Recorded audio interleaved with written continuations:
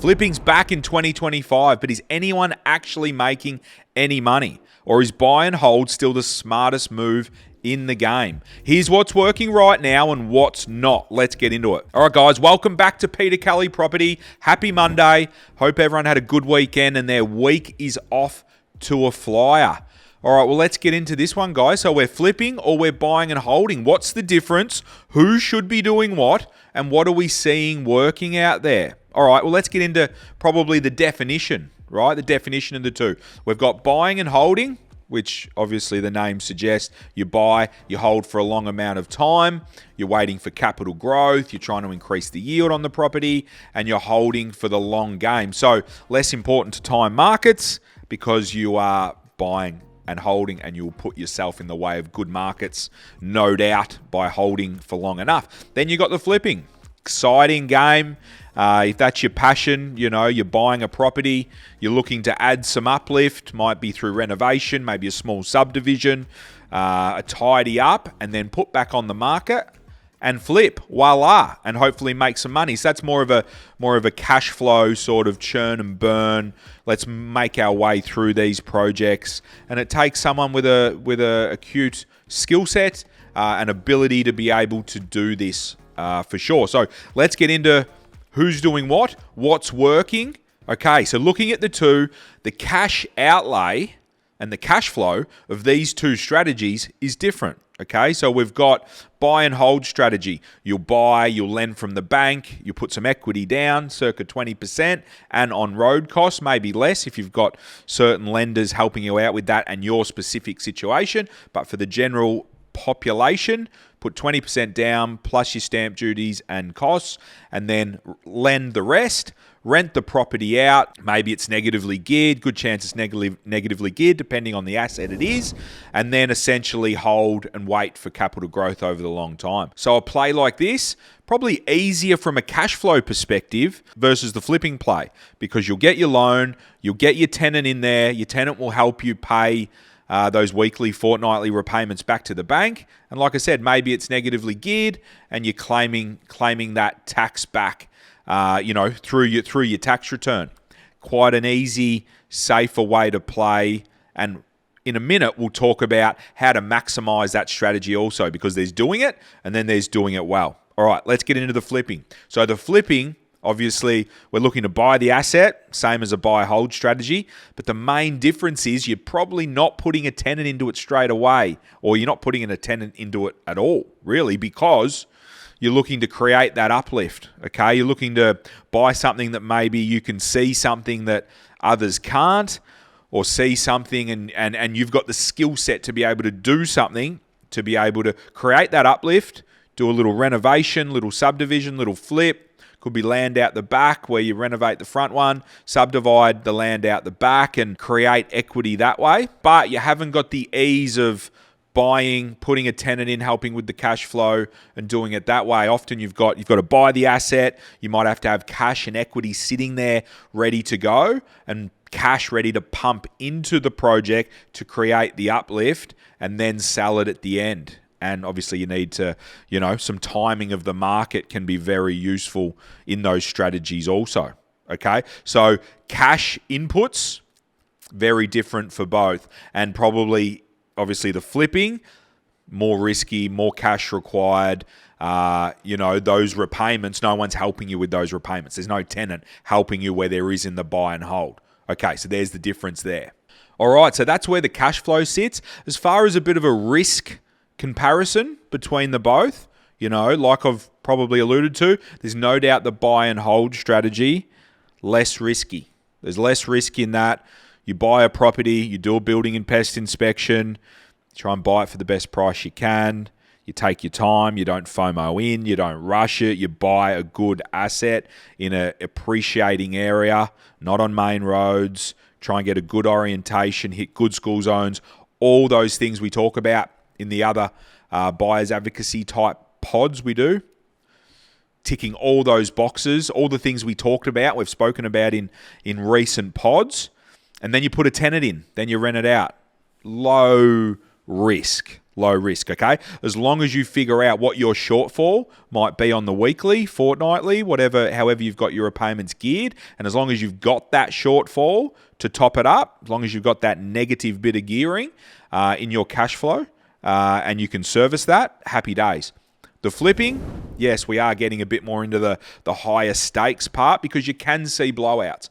You know, if you are renovating or are subdividing, there is the possibility of things costing a bit more. You know, you've got builders, you've got trades, you've got materials, you've got time blowouts, you've got cost blowouts. So a lot of things that can go wrong, which very likely will not go wrong with a buy and hold because it is quite straightforward. But with the flipping, if you get it right, you can create great equity and uplift, and you can create, you know, great profit and margins when you do go to flip. Okay, so as I've mentioned, I've spoken about the cash inputs, so the financial burden that each strategy has.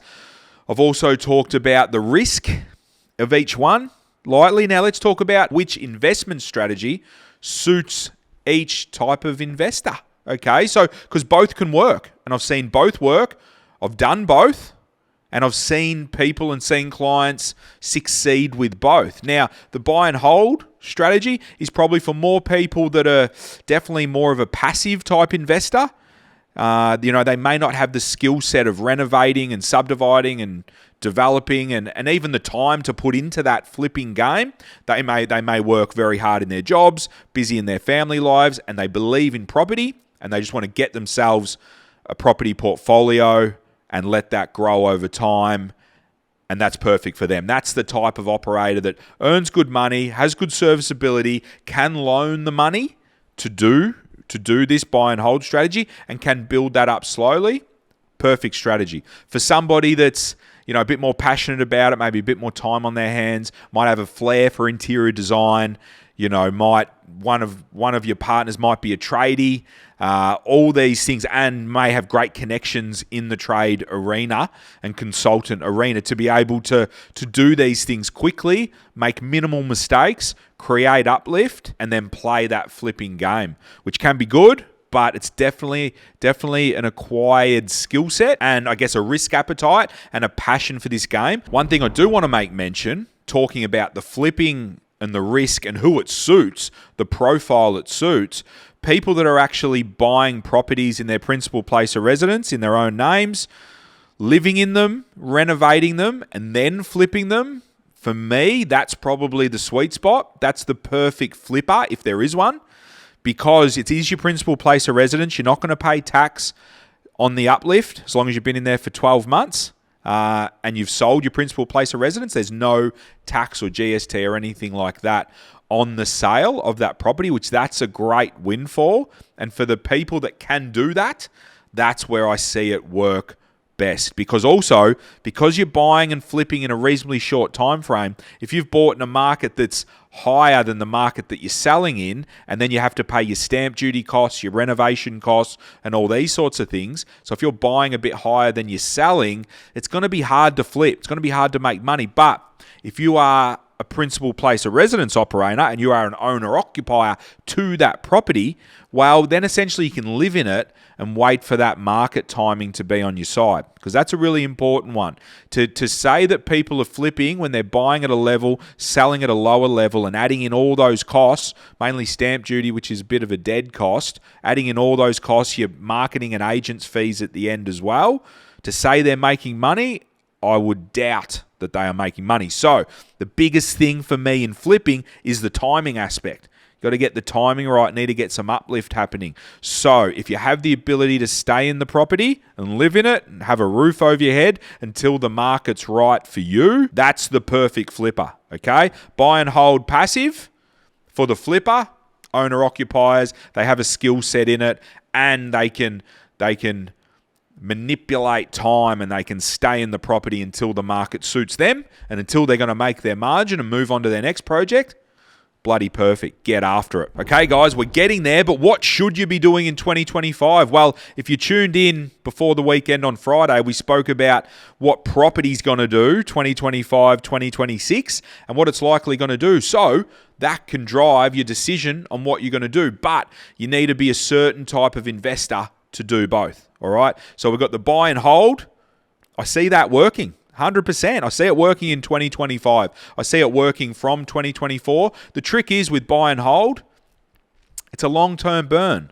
So over the long term, it will work, okay? For me, you want to try and supercharge that essential working. If we can buy better, buy in better streets, supercharge capital growth, supercharge potential, all these sorts of things, your buy and hold strategy will work better and will work quicker. Okay, so we hit up those, like I said, good streets, good areas, good orientation, good upside will be sought after. School zones, a massive one over the long term. Like I spoke about in a couple of pods earlier, people that want to get in school zones, owner-occupiers that want to get in school zones will fight for that property and those properties inside that zone, which will create capital growth for the property that you've invested in that's in that zone also. So let's get those decisions right, but then also make sure we're buying right as well, no matter what market we're in. If we're in a slow market, hot market, we don't want to pay too much in a hot market. We don't want to pay too much even in a low market. Just because you're buying in a low market doesn't mean you're buying low. Okay, so that's where you need your strategy right. You need to get your research right and all those sorts of things. So the buy and hold, if you can buy now, as interest rates get cheaper, you'll be able to essentially dial in your interest rates and actually pay less on those repayments, or you will actually pay more off your principal as the interest rates come off. So a great time to buy a property, to be able to afford an investment property, and then when interest rates come off, you'll be able to afford it even more. It'll get easier to hold, but also more importantly, that capital growth will start to push on for you. So buy and hold, let's go. And for the flippers out there, like I said, the flippers that maybe are going to buy a place to own or occupy, let's renovate it. I've got the skill set, I've got the passion, I've got the cash flow, the cash on hand to pump into the property.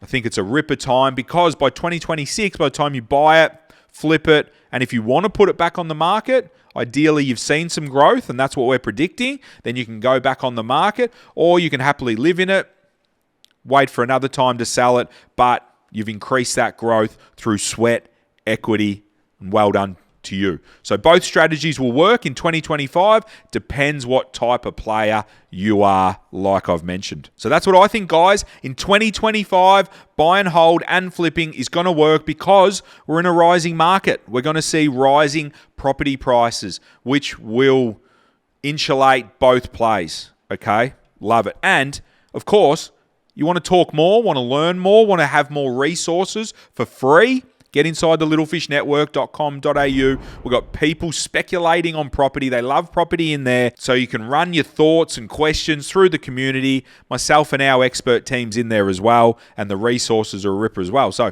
thank me later. It's free. You're mad if you're half interested in this sort of content and you're not in the network. So get in there. And while I'm at it, get across to Instagram, Peter Kelly Property. We're dropping stuff there all the time. So yeah, so this will be a great couple of years, guys. So make sure you do what's right for you. Look at your own strategy, do your research, and reach out to experts if you're not sure and you're not confident, because they pay for themselves, because they know what they're doing, and it's a high stakes game. All right, guys, that's a wrap. Hope you enjoyed it. The fact you're still here and watching, really appreciate you guys. The guys that are here at the end, make sure you stick around each episode, because I'm going to be giving you guys some love. Really appreciate it. Wouldn't do it. Couldn't do it without you guys. So make sure you hit the subscribe button. Appreciate your support. Drop a comment in there. Tell me what you think of the content. Give me some feedback. I love it. Bit of creative feedback. And remember, guys, if you're doing a knockdown rebuild, dual occupancy, or multi-unit development sites, we're the experts. Come to Little Fish, have a chat, and if we can help you, we will. Have a great week in property. Let's go. See you Wednesday.